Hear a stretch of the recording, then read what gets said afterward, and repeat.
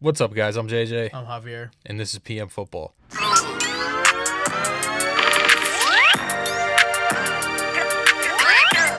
In light of the first AP poll coming out, we're going to talk about some surprise teams for this upcoming year, some teams that might turn some heads and maybe have a chance of making the college football playoff. For sure. We've got some ranked teams in here. We've got some unranked teams. We also have a group of 5 school in here, so stick around and see what teams we talk about. We're going to start things off in the SEC.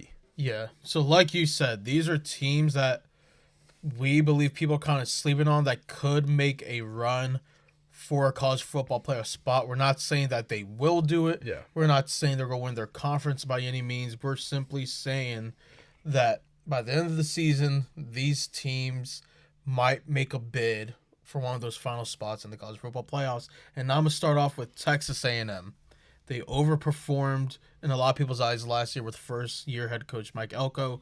They have some key returning players like Le'Veon Moss, who was projected to be drafted last year. Now he gets a year back. QB Marshall Reed showed great potential last year. Yep. Right now, Vegas, specifically FanDuel, I don't know if it's all Vegas, but I know FanDuel for sure, has their line at 9.5 wins. I would believe that a 10-win SEC team could make a really strong case for one of those spots. And obviously, Vegas is seeing the same where you're putting your line at 9.5, meaning you could be 9, you could be 10. Like, it's a tough battle there. Let's say they do get that 10 to 10 wins. I think a 10-win SEC team has a very strong argument of making the playoffs. I definitely think it's a super tough predicament for the committee to have a 10-win SEC team and be like, yeah, we're going to leave them out. Especially, like, let's just say, like, hypothetically, like, 2 of those losses are against, like, top 3, top 5 teams. Like a Texas. Yeah, exactly. But you have, like, top 10 wins. Yeah. Like, it will be really hard to argue against that depending on how other teams performed in other conferences. Yeah. No, I like their team. I like Marshall Reed. Yeah. I think the running quarterback is a very valuable thing in college football specifically. Yes. And he does that at an elite level. I'm also sticking in the SEC. I've got Florida. Florida came in at number 15 in the first poll. They are the 6th ranked SEC school currently. They got Texas, Georgia, Bama, LSU, and South Carolina ahead of them. I'm a huge DJ Lagway fan. Yeah. I think this team goes as far as DJ Lagway takes them. Yeah. They've also added some help in the transfer portal. They bring in John Michael Sturdivant, who was at LSU. He's a very solid receiver. I'm a big fan of their running back in Jaden Baugh. He had 603 rushing yards last year and 8 touchdowns. I think they improve on the run game, and they bring in Sturdivant to help that passing game. Their defense is also a very good part of that team as well. They have Caleb Banks and Miles Graham, who are really, really solid players for them last year. And I just, again, DJ Lagway is a big reason as to why I'm as big of a fan of Florida. Mm-hmm. Florida's kind of been on the lower end of SEC teams in the past couple of years. Yeah. Napier kind of seems like he's turning things around a little bit down there. I think they had a strong second half last year, especially when they just surrounded that roster and culture around DJ Lagway. Yeah, like exactly what you just said. They started 4-5 to the season. Yeah. They won 4 straight games at the end of the year, and 2 of those ones were against LSU and Ole Miss. Yeah. Now, the only issue with Florida this year is they might have the toughest schedule in all of college football. Mm-hmm. They have road games against LSU, Miami, Texas A&M, and Ole Miss, and they have a neutral game site against Georgia. Those are tough games. Yeah. Now, the way that I'm looking at it though is if Florida can beat 2 or 3 of those teams, how do you not give a team with that resume of beating 3 or 4 of those teams? Like, it's going to be really difficult to keep a team that's beaten those teams out of a playoff position. Like, especially with, like, I don't know if you guys haven't checked out another video. I can't even remember what video it was. I think it was just our hot takes video where I said that football. that Texas was not going to win the SEC this year, Some and that they along the wouldn't lines make of, the like, playoff. They significantly regressed. Something along those It's the lines. first year Texas has been ranked number 1. I think they're a little overrated. I'll be honest with you. I think Texas is a beatable team. Georgia, we got to see how they can do with a new quarterback at the helm. Bama, we got to see how the quarterback plays there as well. LSU, Brian Kelly does Brian Kelly things. You never know. I'm a fan of South Carolina. I like Lenore Sellers and everything, but I'm taking DJ Lagway over him. I'm not going to lie. I just like how Florida's built in an SEC that doesn't, to me at least, have a true number 1 contender. Yeah, I'm pretty much agreeing with everything you're saying, honestly, specifically DJ Lagway. Remember, this was months ago at this point. I feel like it was right after the college football season ended. We made a ranking of who we think is going to win the Heisman this upcoming season. This was months ago. This was it was still winter time, I feel like. And my honorable mention was DJ Lagway. I think this was during the season from last year. It was a while. That just shows, for a while, we've had eyes on this guy, and he could truly be something special. And also your points with Texas, I do find it interesting that you would say Texas had a significant amount of overturn from last year. Yes. Now that's the argument, is that they're replacing these guys with 5 stars. I get that argument, but I'm simply just saying I find it interesting that usually when that happens, there's a bit of pushback from just the media in general with that team, but for whatever reason they have them at 1. Not saying I agree or disagree with that. You want to know the reason? It's Arch Manning. It's Arch, yeah. Arch Manning is going to be the face of college football for the next 2 years. Yeah, I mean, that's what's going to happen. Unless he just stinks it up this year. Unless some team that Archie's in love with falls to the first overall pick and just yo, Arch, declare now, whatever that case may be. But I was just simply saying, I just find it weird that usually when there's this much overturn, they lost 4 out of their 5 starting offensive linemen. That's what I'm saying, and you never see those teams ranked as highly as Texas is. Mm-hmm. But I guess people are believing in Arch that much. Now they have studs on their defense. They do. I will give them. Yeah, that. Again, I'm not saying I agree or disagree with the number 1 ranking. I'm just simply saying I find it interesting because that doesn't usually happen. On top of the fact that this is the closest AP poll. Yes. At number 1 that we've ever seen. Yes. It was what they won it by 2 or 3 points. Something I know it was or 2 5 or 3 or votes. Less. It was 5 or less. Yeah. So that just shows you there isn't technically there is a true number 1. Yeah. But it's the closest number 1 that we've seen ever.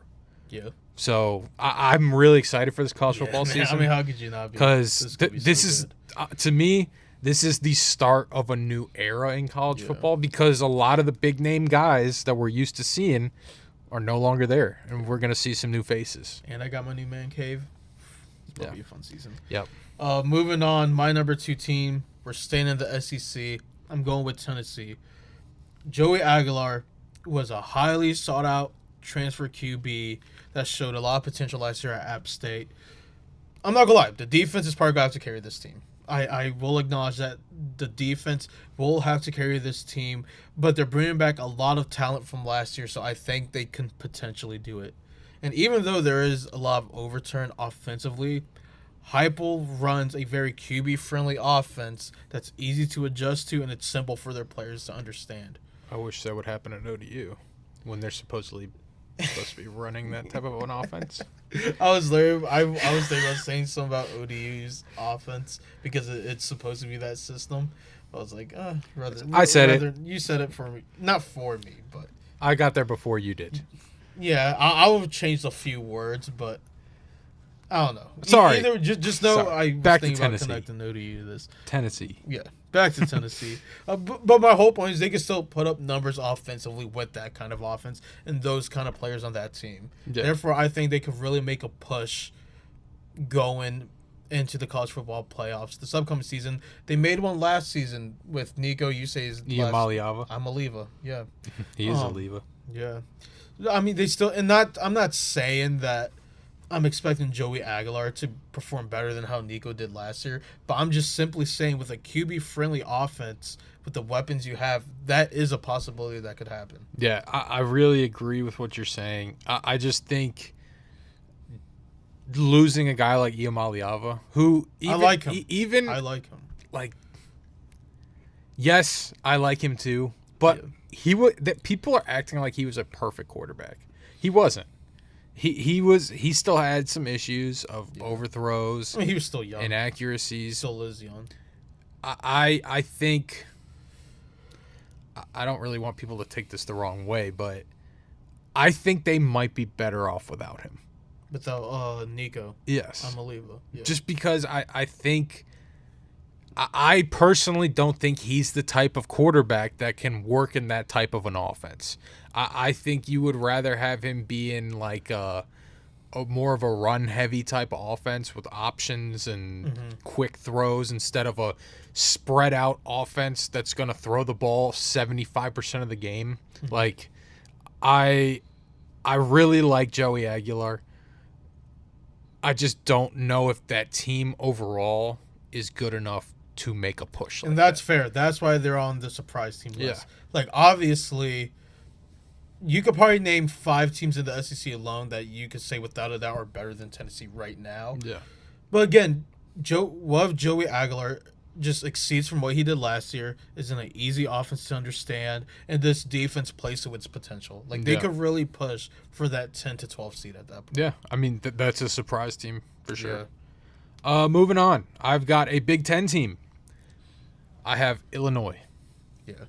If I thought about putting them for mine, Yeah. I will say. if you had to guess how many wins Illinois had last year, if you already don't know, how many wins do you think Illinois had last I year? feel like I should have done research, especially since I literally just said I thought about doing them.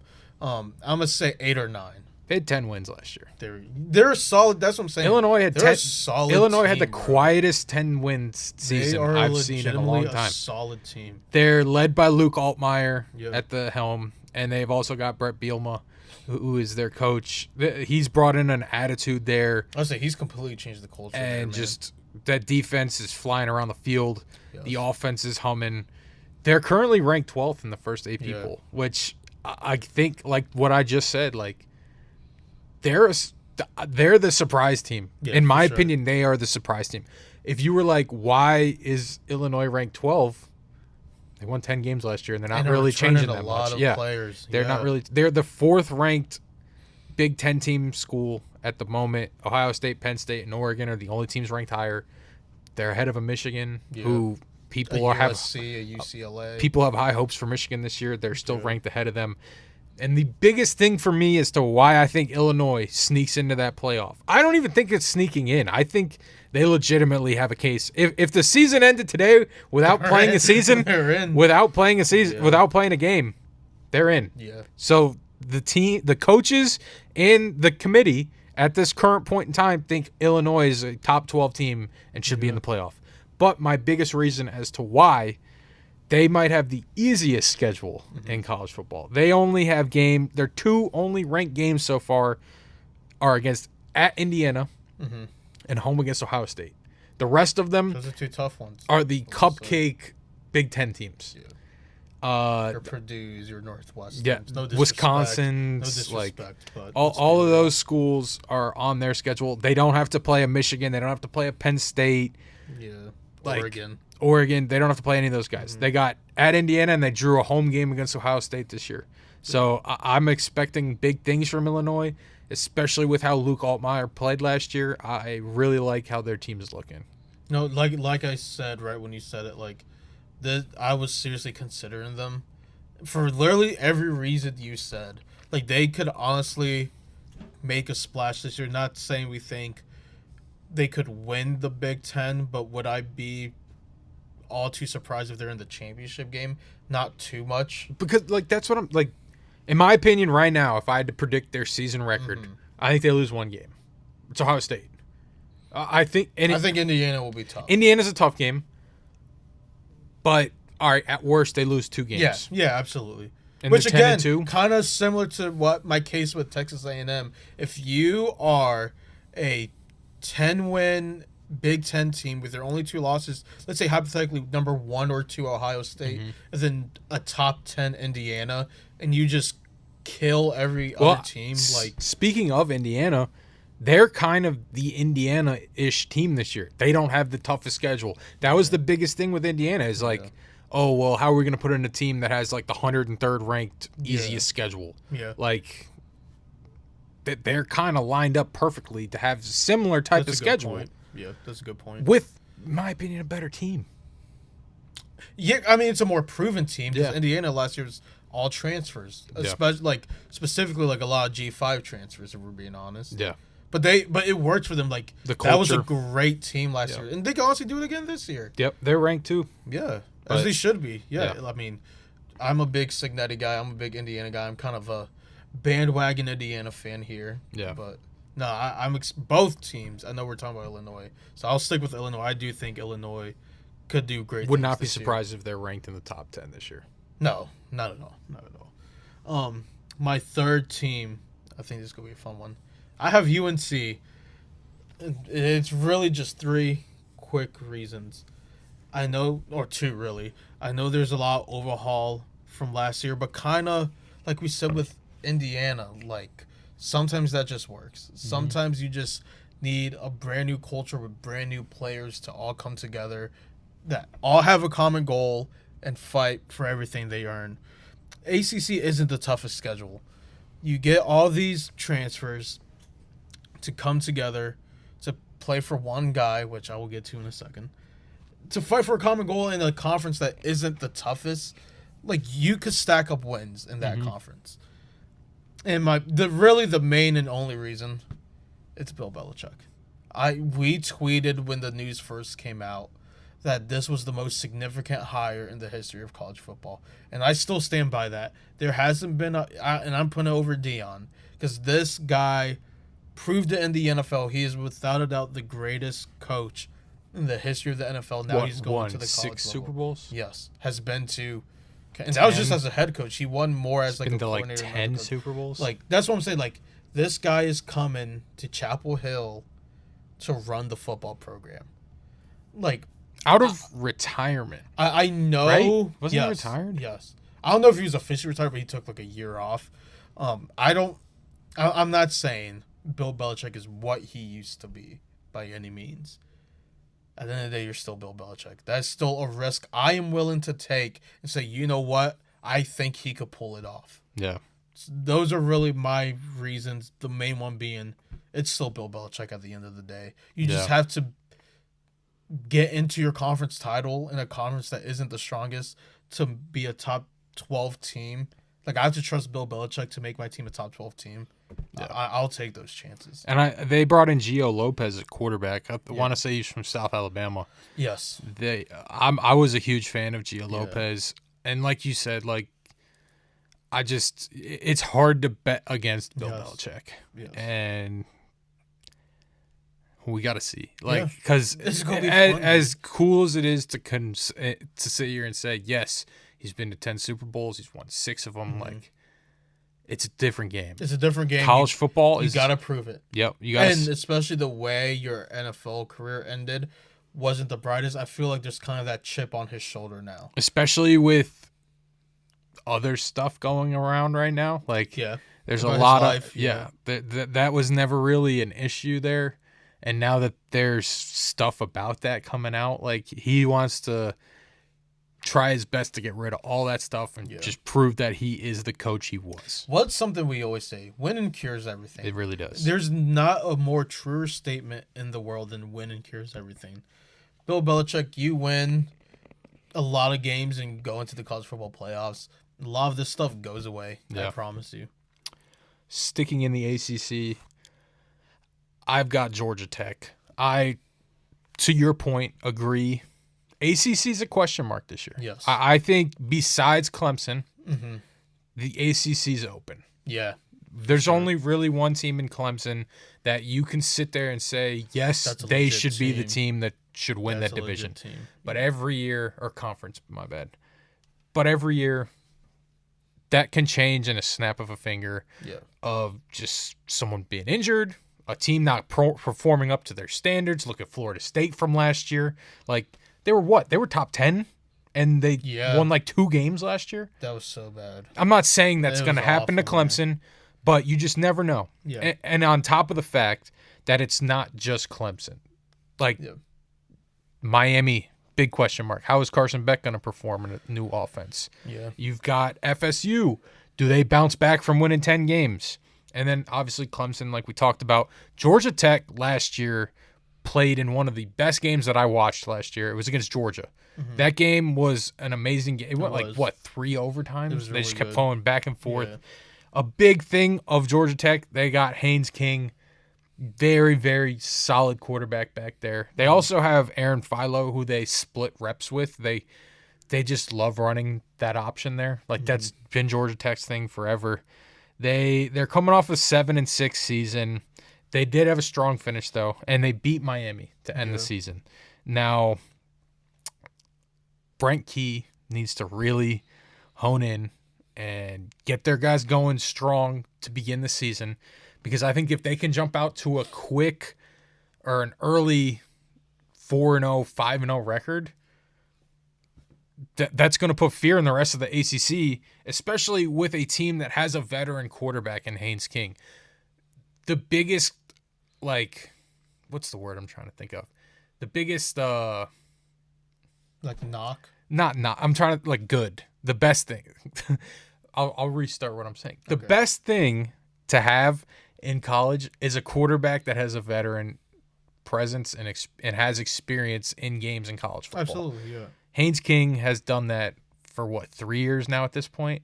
He's been in those moments. He's played against those big teams. That's a quarterback that you want on your team, and they have that guy. Now, we got to see. They did lose some pieces. We've got to see if they can replace them and see if they can play up to the standard that they played last year. One being Jackson Haas, who is now tight end for the Buffalo Bills. We got to see if that team can replicate the way that they were playing, and even better, to bump themselves in an ACC, again, wrapping this all up, in an ACC that I just don't think is as strong as it has been. So I was originally going to put Georgia Tech on this list, but honestly, I wouldn't even be necessarily surprised if they were to be in the conference championship this year. Yeah. Because of a lot like what you said. Outside of Clemson, who do we really have? I think the closest thing in that conference we have to Clemson is Georgia Tech. Mm-hmm. Therefore, like, yeah, I can see them as a surprise team. It's just me personally, and I feel like with a lot of the media, we see that the ACC conference championship most likely is going to be Clemson and Georgia Tech. I mean, yeah, they're not ranked to start the season. Well, there's teams like Miami, there's Clemson, who obviously is 4. I believe those are the only 2. There may be another one. I'm definitely missing somebody. No, just Clemson, Miami. That's what we're saying. It's wide open. It's I don't want to call it weak because it's not weak, but it's not that strong of a conference. I really think Florida State just completely falling off last year. I don't think no one would have ever guessed that. Shedding an eye towards Florida State. Well, I mean, they completely revamped that team. Tommy Castellanos, or what's his name? Is that his name? Thomas Castellanos? I know it's Castellanos. Yeah. But I mean, but like you're only as good as what you are right now, the latest thing you've showed us. Exactly. The last memory we have of Florida State is DJ Ukulele just completely pooping the bed. Yeah. And just that team, it's not even just him. As much as I don't like him as a quarterback, I can't sit here and say it's all him. Just overall, Mike Norvell completely lost that team. Mm-hmm. Like, it was a nightmare last year. So, like, I don't blame anyone for not really being concerned about Florida State, because I'm not either. Yeah. Like, I don't expect very much from them this year, honestly. Florida State, to me, is the true sleeper, but I think they're going to stay asleep. Like, yes, I don't think they're going to wake up. No. Like, maybe 2 or 3 years down the road, and they can kind of reset the culture that it used to be. But after last season, I think it's way too soon. I don't see a flip from 2 wins to 10 or 9. Yeah. Like, that's not going to happen. No, we might eat our words. I would be surprised if they won 8 games. Yeah. Now, we might have just shot ourselves in the foot. Exactly. We may have just completely made ourselves look very stupid. Show us. As of now, August 12th, 2025 at 6 o'clock. Show us. Like, I don't have faith in Florida State. Yeah. I'm sorry that I don't. Like Prove us wrong. Last time we saw you, you were awful, and Yep. that's just the reality. of Prove it. us wrong. All right, my final team. I'm the one that chose a group of 5 school. You are. And it's for good reason. I got the Navy midshipmen. Never would have saw My that one coming. final team to make a push for the college football playoffs. Had a very strong year last year. And I was saying this last year. Heisman Horvath is legit. That dude is special. It's been a while since Navy has had a quarterback that has that kind of arm talent that Blake has. He just helped completely revamp the offense with Coach Chronic. Like what they have going on over there, it's not your father's or your grandfather's Navy. Like this is a brand new Navy with those two. All the young stars that Navy has had from previous years, they're all now trusted veterans. Again, like Blake Horvath, Landon Robinson, a D tackle that's been in the media a lot for those like those freak lists that come out. Mm-hmm. This is second year in a row on them because he's an absolute unit. Like Zach Kuntz. Yeah, who got drafted? May I say, got drafted out of a small ODU school. Eli Heidenreich, Brandon Chapman, and Alex Texa, all in the backfield for them. You have a lot of weapons back there for Blake and Coach Chronic. And Ben Purvis coming off the edge. These are a lot of names that could honestly be playing on Sundays. Yeah. Not like I'm not just saying that because I was there with them and was around. Like this is legit talent. Like those guys legitimately have the talent to possibly be playing on Sundays. And they have a legit shot of winning the AAC. I think they will. My prediction is that Navy wins the American. And there is a guarantee that at least one group of 5 school gets in. Why not Navy? Why can't Navy be that group of 5 school? Well, I think that I was just about to mention. I think the thing that helps Navy, to your point, is I don't think there's very many group of 5 schools right now at this moment that you're like, yes, they have a legitimate chance of getting in. Last year, I was ahead of the curve. You were. I was very high on credit. Boise State. I'll give you credit. But that was really just because they had a guy that was a freak of nature in Ashton Jensen. There's not that guy this year at a group of 5 school. So other than Blake Horvath. there's an opening there. Yeah. Like if a group of 5 schools for sure getting in, I don't see why it couldn't be Navy. Like they have a good enough roster to the points you just made. They have a quarterback. That is a big thing for a group of 5 school. Sustained offense with a legit defense as well. So I agree. I think that they are definitely a sleeper for this upcoming year. Roll goats. Just better hope Navy does or Army doesn't have anything to say about that because they also I think could be there. Scoreboard. That's all that matters. Scoreboard. Very fair. And my final team, I've got a Big 12 team in Texas Tech. They are currently ranked 23rd in the AP poll. They had the second-ranked transfer portal class this past year. I don't think people really give them enough credit for as aggressive that they were in the portal.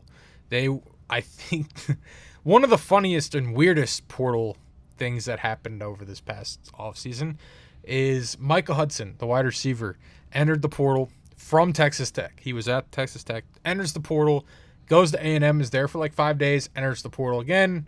Now he's back on Texas Tech. Money talks. Money does talk, and I just...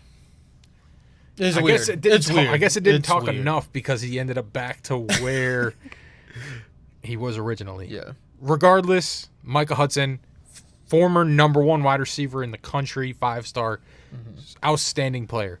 They're led by Baron Morton, who had 27 touchdowns last year, 3,300 yards. And like I said, they had the second-ranked transfer portal class. They brought in David Bailey, who's a Stanford edge rusher. He had 14.5 sacks last year, was in the tops of the nation in sacks. They fired their defensive coordinator. That's always been a thing with Texas Tech. They're always able to score points. The defense is just never good enough to stop the other teams from scoring more. Yeah. Like, I get you. Yeah. like hopefully this new coordinator that they can bring in really revamps that, especially bringing in a guy like David Bailey who had almost 15 sacks last year. If he can get 12 and replicate anything close to what he did last year, that's going to work in the Big 12, where offensive line are typically a little stiff. They're no SEC or Big Ten. they're usually the thinner tall 6'7" guys that have a little bit of they a. still got some talent out They still there. have talent. Still got some talent out They're there. just not The SEC the best, guys. or maybe even the second. No best. disrespect at all. No zero disrespect. Maybe not even at the all. third best. I know maybe it's would not- take I know ACC. Look, I know it's not a conference anymore, but man, the Pac-12 used to produce some mean alignment. They did. I would probably put And I mean, the a couple old of those, Pac-12 ahead of couple of those others. Pac-12. well, a couple of those schools from the Pac-12 now in the Big 12. Some, yeah. But the ones that were really producing are now in the Big 10. And now Yeah. Big 10 and SEC, regardless, who cares about offensive line? The reason How I'm bringing this up, dare you? the reason I'm bringing this up, How dare David you? Bailey will destroy the Big 12 Disrespect. offensive linemen. On top of the fact, kind of like how we were talking with the ACC, the Big 12 is really up for grabs for me this year. They're in a big reset mode in terms of losing Texas and Oklahoma. Like, those were your schools. Like, they were the schools that The money makers. the pedigree was always there.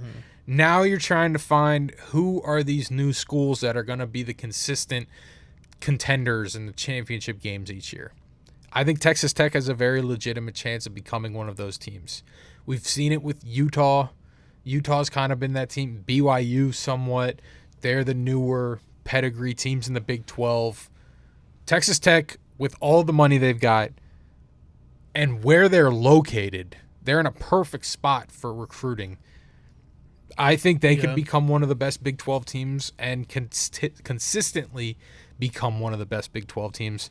The only other three teams in the Big 12 currently that I think are contenders for the Big 12 are Arizona State, who I think they had it ranked 11, Kansas State, and Iowa State. Other than those three teams, it's wide open. And even with including those three teams, none of those teams to me are like, oh, yeah, no, they're for sure going to win the Big 12. Yeah.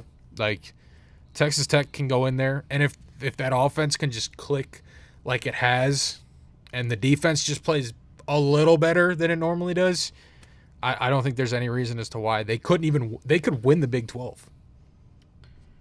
You got to start putting respect on And that's offensive line. the only reason lineman has caught several strays from you. The only over reason this I said past that year. is because I was getting off topic and wanted to get back to Texas Oh, Tech. you weren't off topic. O linemen are the topic You're at right. all times. You're right. I like your points. I like your arguments. I personally would have several Big 12 teams ahead of Texas Tech right now. I said those three. Yeah, I mean it's a uphill battle for them for sure. But I like your reasons, and I see a scenario where if those were to have everything you said were to happen, absolutely they could make a real push for the top 12. They're a big team. Their receivers are like 6'4" plus. They're just they got a basketball team out there. Yeah, So which could work out. if the quarterback Morton can throw up those jump balls. They had 8 wins last year. Yeah, And they only I don't got think better. I don't think they're gonna be bad at all. Yeah. Like I don't expect them to be a bad team. It's just, can you make that next step? I just think if they're able to beat, I should have been more well prepared. I don't know their schedule. If they have all three of those teams on their schedule, let's say, and they win 2 of them, Yeah, they're in, yeah. and they're probably in the conference championship. There's a real argument for that. Yeah. So being only really 4 teams in that conference, having a quote unquote shot at winning that conference, and you beat 2 of the 3 of them, I like their chances. I feel you. All right, those were our teams. The college football season starts next weekend. It really does. Yeah, It's crazy. it's been a long off season. Are there any It's big been- games?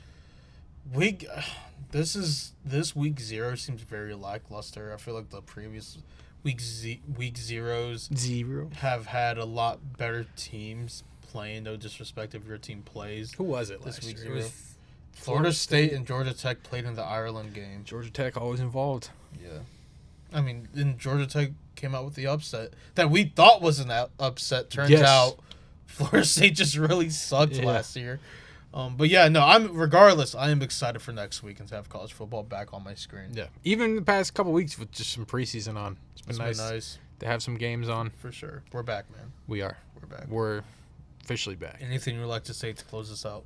I'm going to turn things around on you this week. I've got a question. What's your question? Who Oh. is your most hated player of all time In college football or just in general? in general? In general. Okay, what... Do you know there's different levels of hate and different Yeah, reasons because of I feel like there's... Why am I there's- hating on this specific There's player? fan base hate, Yes. but there's also... All right. Personal vendetta.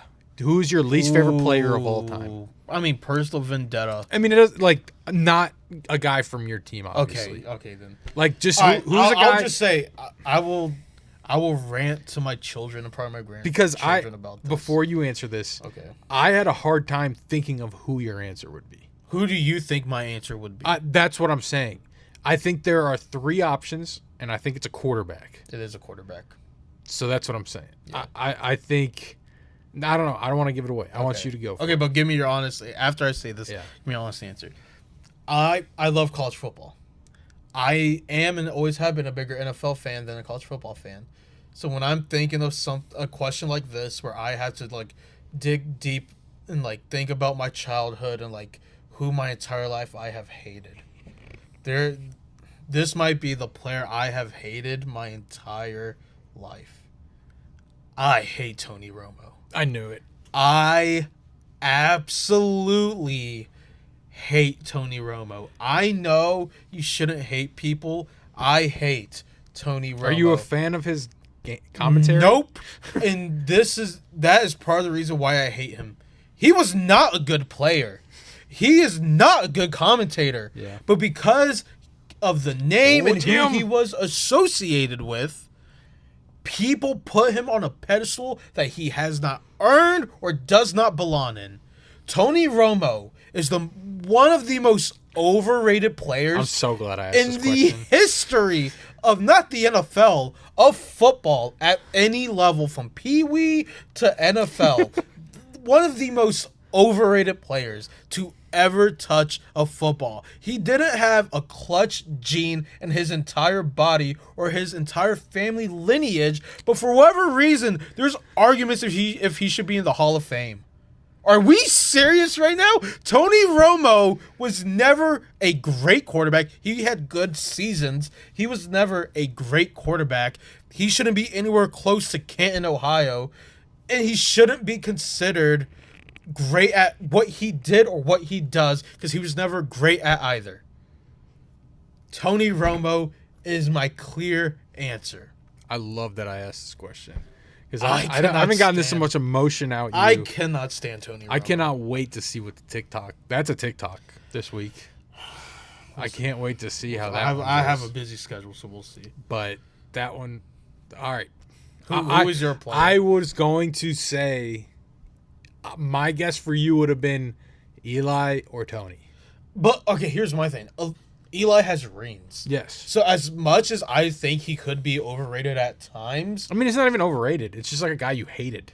yeah, but like, and that's the other. At least like Eli's good at his job now, and he was good at his he has rings. He has 2 rings. Yeah. He's the only person that can say they beat Tom Brady in the Super Bowl twice.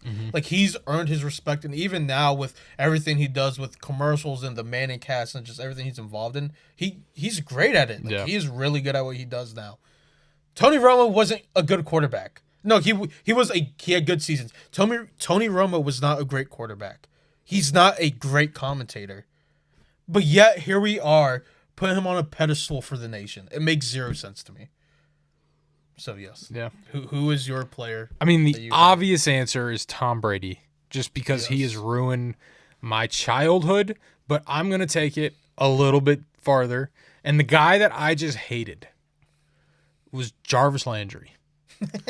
I think he is the dirtiest. He is the dirtiest player in the NFL. Okay. He ended one of the Bills' safety's career. Aaron Williams had a blindside hit from his back Yeah. and broke his neck Dang, that's pretty cool. and ended his career. Yeah. He was like I'd be salty about he that too. was the most dirt, and he did it all the time. Blindside hits, which like he was. I hate him. I hate Jarvis Landry. I've never liked him. And it sucks because I liked Odell, and they were the duo at LSU. But I hated Jarvis Landry. And he was a Dolphin. Like, the fact that he was a Dolphin and he played dirty, it was so easy to hate him. I feel like you have your reason's more legitimate than mine. Yeah, for sure. Well, I think I Yours could is go on on some for revenge days stuff. Yeah. about the two other guys that have ruined my life, Tom Brady and Patrick Mahomes.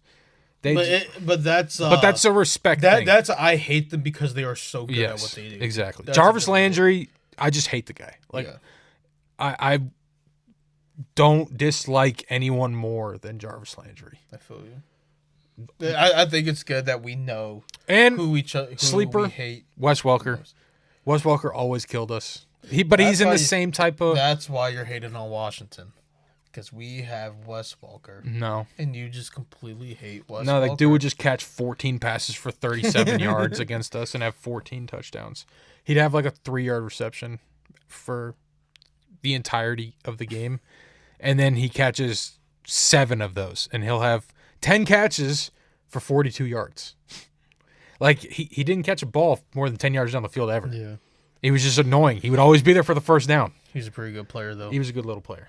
Yeah. Good little player. You ain't got to call him short. He's short. I feel like that was a good episode. That was pretty decent. That was good.